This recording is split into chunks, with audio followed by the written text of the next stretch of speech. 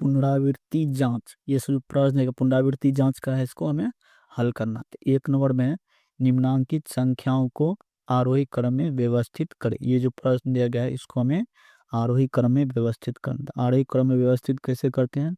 छोटी संख्या से बड़ी संख्या की ओर व्यवस्थित करेंगे इसको हम। प्रश्न 1, इसको हम लिख लेंगे आरोही क्रम में व्यवस्थित करने पे। हम लिखेंगे आरोही क्रम में व्यवस्थित करने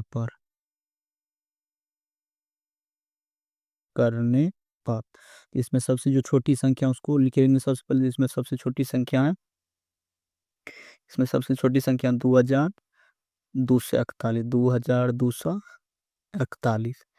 अब जो इससे बड़ी संख्या होगा उसको लिखते, इससे इससे बड़ी संख्या है इसमें 3200। फिर इससे जो बड़ी संख्या है उसको लिखते, इससे बड़ी संख्या है 10,008। यहाँ पे 10,008। फिर अब जो इससे जो बड़ी संख्या है उसको लिखेंगे, इससे बड़ी संख्या है 10,029 है। यहाँ पर जगह 10,029। फिर इससे जो बड़ी संख्या है उसको लिखेंगे, इससे बड़ी संख्या है 10,209।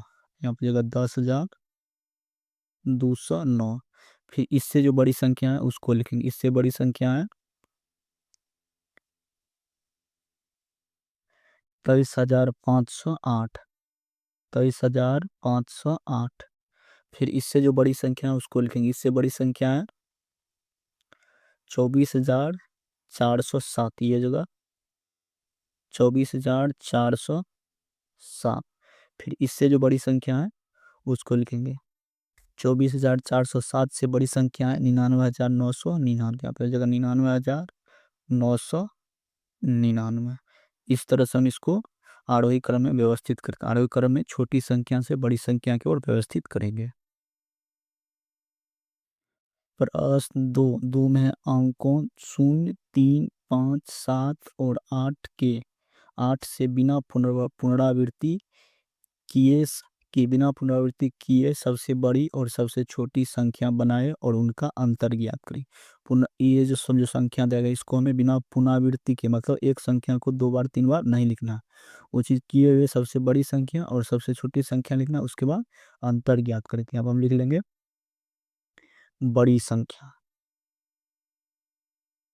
बड़ी संख्या, तो बड़ी संख्या हो जाएगी इसमें जो सबसे बड़ी संख्या उसको लिखा 8 है, इससे छोटी 7, इससे फिर हो जाएगा छोटी 5, इससे छोटी 3, उसके बाद हो जाएगा 0 हो जाएगा।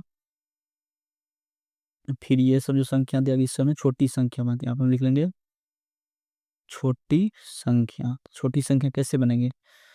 इसमें जो सबसे छोटी है उसको लिखेंगे, 0 को छोड़ करके जो सबसे छोटी है उसको लिखेंगे। तो 0 को छोड़ करके सबसे छोटी है 3। अब 0 को लिख लेना है।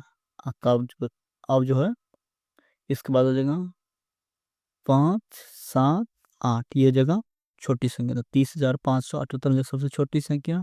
बड़ी संख्या हो जाएगा 87,530। अब ज्ञात करना हमें अंतर, तो यहाँ पर लिखेंगे अंतर। अंतर मतलब बड़ी संख्या में से हम छोटी संख्या को घटाएंगे। तो बड़ी संख्या ये 87,530 घटा हो जाएगा 30,578।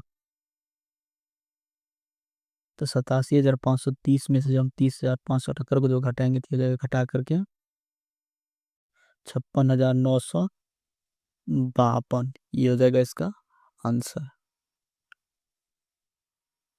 अब प्रश्न 3 में संख्या 12,345 और इसके विलोम क्रम से बनी संख्या का अंतर ज्ञात करें। अंतरराष्ट्रीय संख्या नाम पद्धति के अनुसार कोमा का प्रयोग कर अपना उत्तर दे।